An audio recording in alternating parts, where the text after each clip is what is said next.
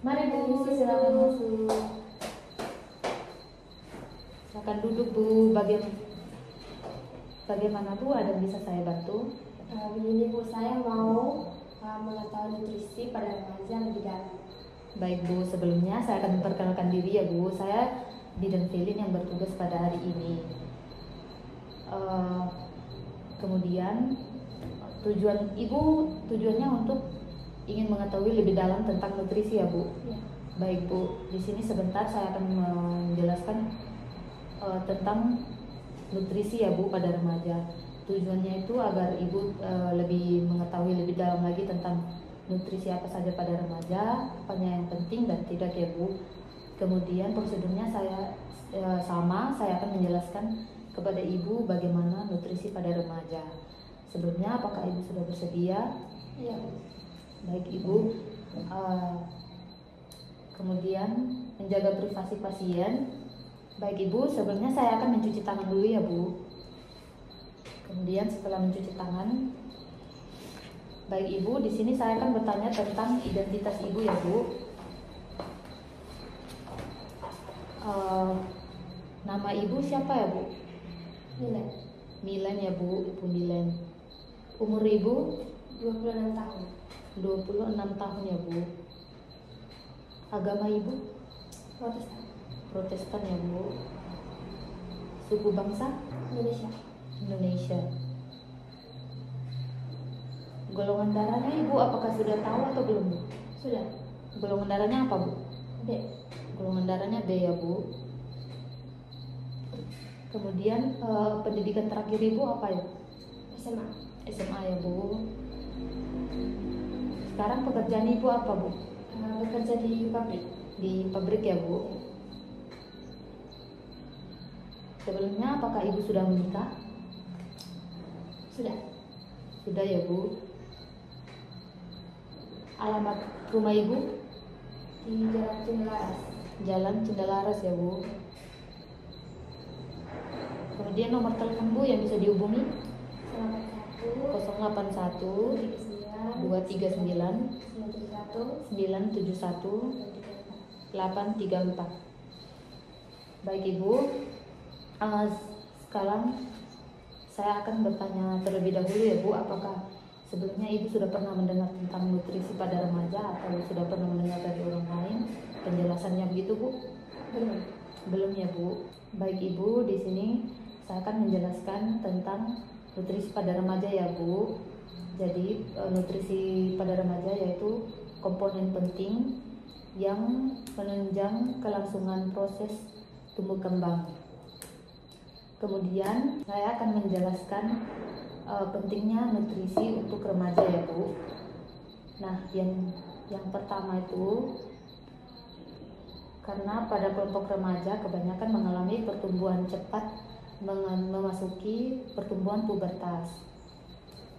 Kemudian itu seperti kebiasaan jajan di luar, imunisasi, dan perhatian pada penampilan fisik seperti body image pada remaja putri.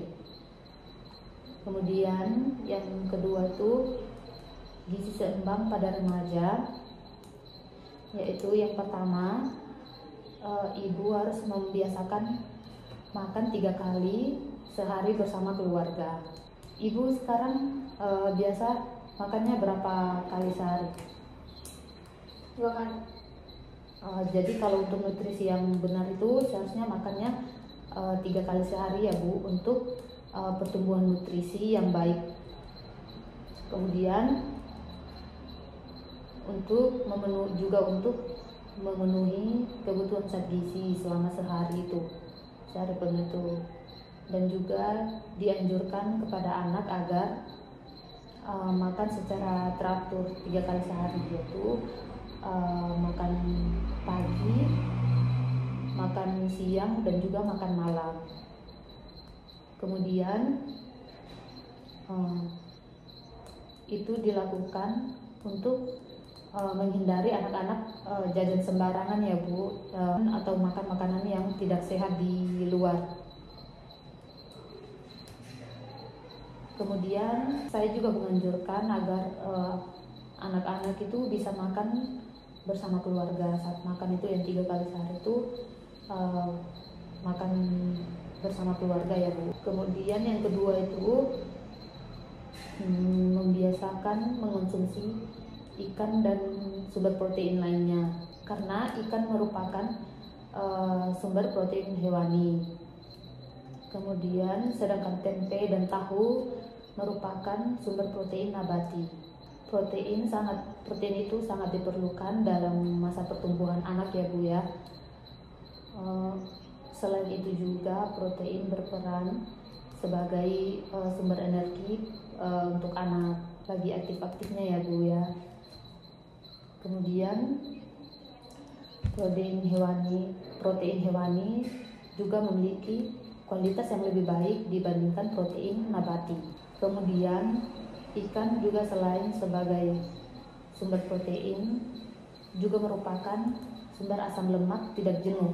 Kemudian sumber protein nabati dari kacang-kacangan dan hasil olahan tahu tempe ya Bu,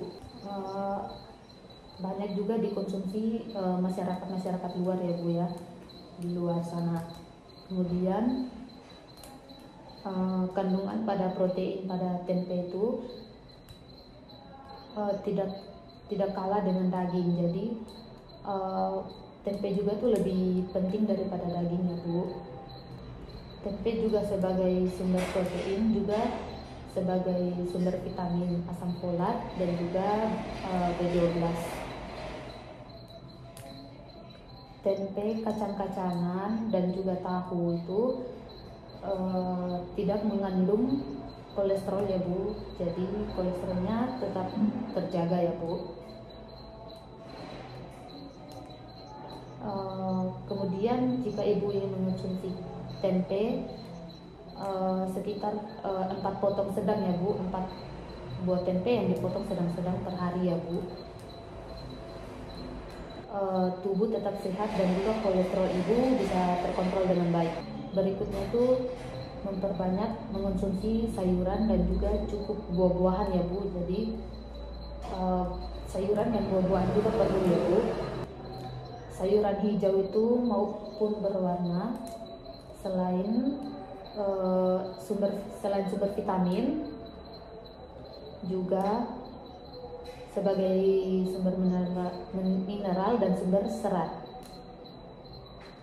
Kemudian buah selain sebagai sumber vitamin atau mineral, serat juga sebagai antioksidan, terutama buah yang berwarna hitam, ungu dan juga yang berwarna merah ya Bu.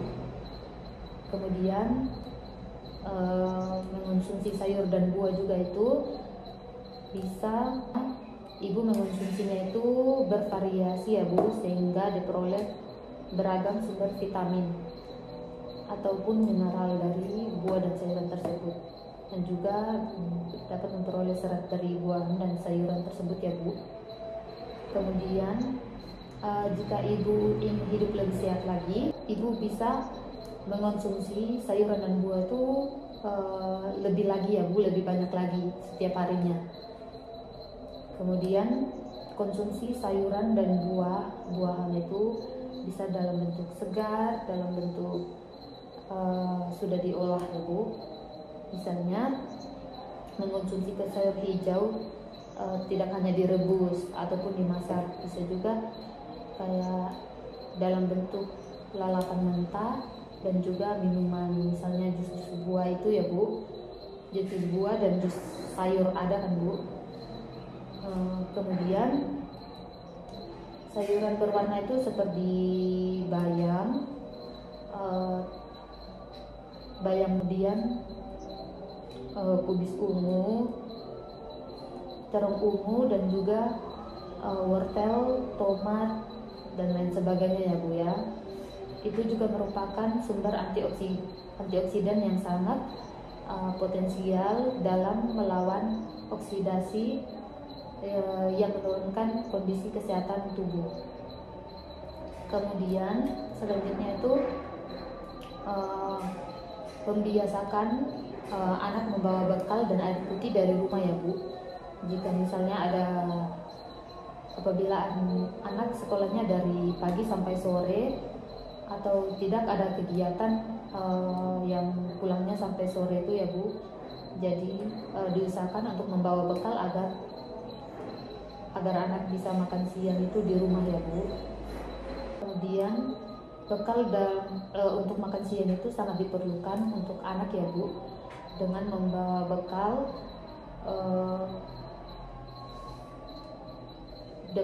bekal dari rumah, anak juga tidak perlu jajan sembarangan, kayak kan sudah makan dari bekal yang dibawa dari rumah kan Bu. Jadi itu juga mengurangi anak jajan sembarangan di luar. Kemudian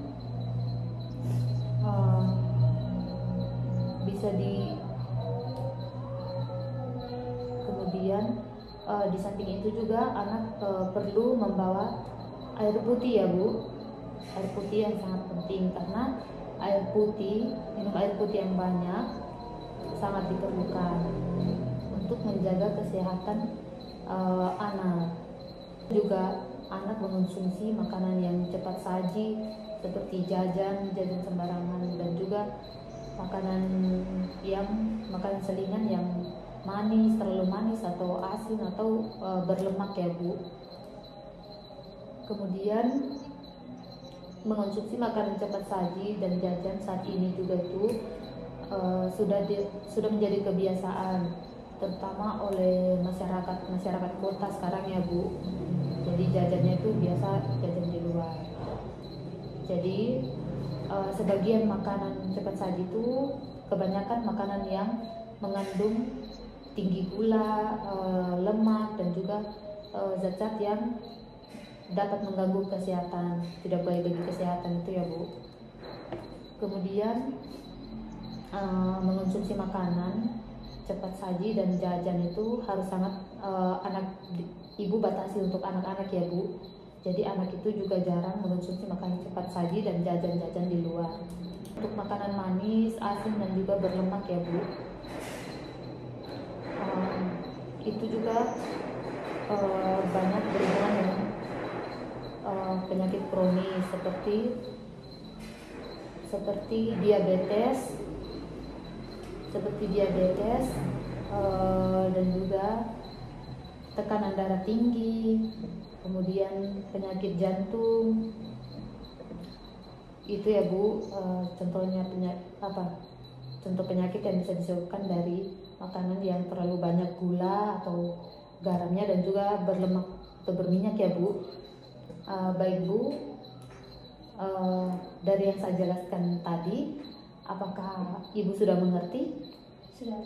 Baik Bu, jika tidak ada lagi yang ingin Ibu tanyakan, untuk memastikan apakah Ibu mengerti dari penjelasan saya tadi, saya akan bertanya satu pertanyaan ya Bu, dari yang saya jelaskan tadi. Nah, salah satunya itu apa yang harus anak hindari untuk tetap menjaga kesehatan tubuh? Melarang mengonsumsi jajanan luar yang mengandung minyak berlebih seperti gorengan. Ya, berarti sudah benar ya Bu, Ibu sudah cukup mengerti ya Bu. Baik Bu, penjelasan saya sudah sampai di sini. Apakah ada lagi yang ingin Ibu tanyakan? Baik Bu, jika tidak ada lagi yang ingin Ibu tanyakan, terima kasih ya Bu atas kesempatan dan waktunya. Jika nanti hari-hari berikutnya ada yang ingin Ibu tanyakan, Ibu bisa datang saja ya Bu, datang ke klinik ini untuk bertanya tentang hal-hal yang lain juga ya Bu. Baik Ibu, terima kasih ya Bu atas kesempatannya. Mari Bu. Kemudian setelah itu melakukan dokumentasi tindakan. Setelah itu mencuci tangan.